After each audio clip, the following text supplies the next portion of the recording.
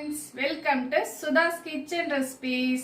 இன்னைக்கு நாம bread masala செய்ய போறோம். எப்படி செய்யலாம்னு பார்க்கலாமா?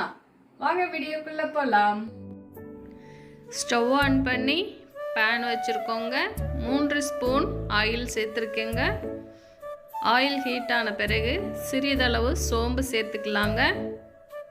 3 பெரிய வெங்காயம் பொடியா கட் பண்ணி வச்சிருக்கேங்க.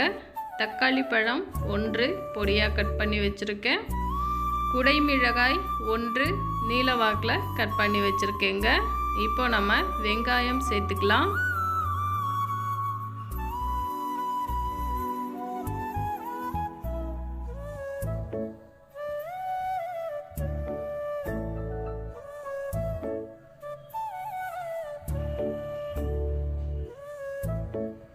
இப்போ நம்ம அரை ஸ்பூன் இஞ்சி பூண்டு பேஸ்ட்டு சேர்த்துக்கலாங்க.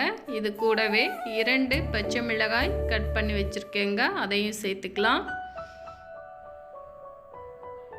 புதினா மல்லி பொடியாக கட் பண்ணி வச்சுருக்கேங்க, அதையும் சேர்த்துக்கலாம். பாதி சேர்த்துக்கலாம். இப்போது சால்ட் 1/4 ஸ்பூன் சேர்த்துக்கலாங்க.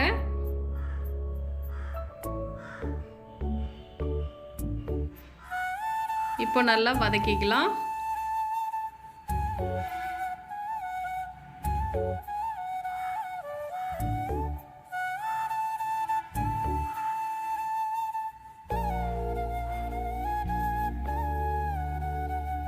இப்போ வெங்காயம் நல்லா வதங்கிடுச்சுங்க.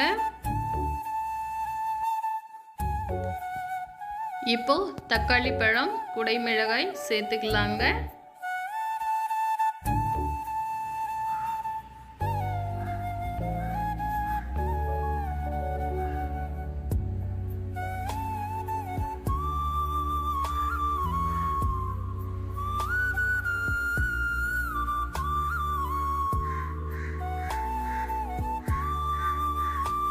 இப்போ நமக்கு குடை மிளகாய் இந்த அளவுக்கு வதங்கினா போதுங்க.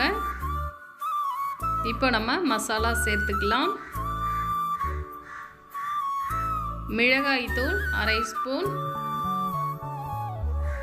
மல்லித்தூள் 1/2 ஸ்பூன், கரம் மசாலா 1/2 ஸ்பூன், மஞ்சள் தூள் சிறிதளவு சேர்த்துக்கலாங்க. சால்ட் 1/4 ஸ்பூன் சேர்த்துக்கலாங்க. இப்போ நல்லா கலந்து விட்டுக்கலாம். 1 நிமிஷம் நமக்கு மசாலா ஆயிலில் நல்லா வதங்கட்டுங்க.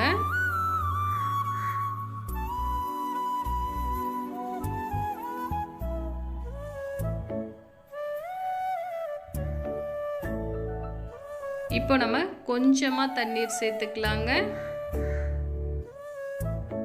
ரொம்ப கம்மியாக தண்ணீர் சேர்த்துக்கலாம். இப்போ நல்லா கலந்து விட்டுக்கலாங்க.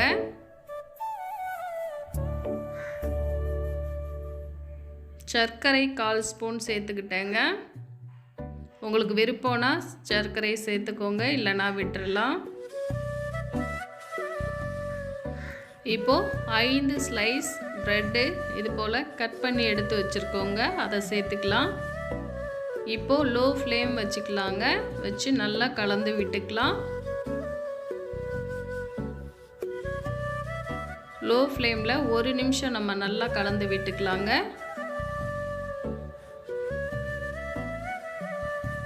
இப்போ நம்ம ஸ்டவ் ஆஃப் பண்ணிட்டோங்க. 1 ஸ்பூன் நெய் சேர்த்துக்கலாம்.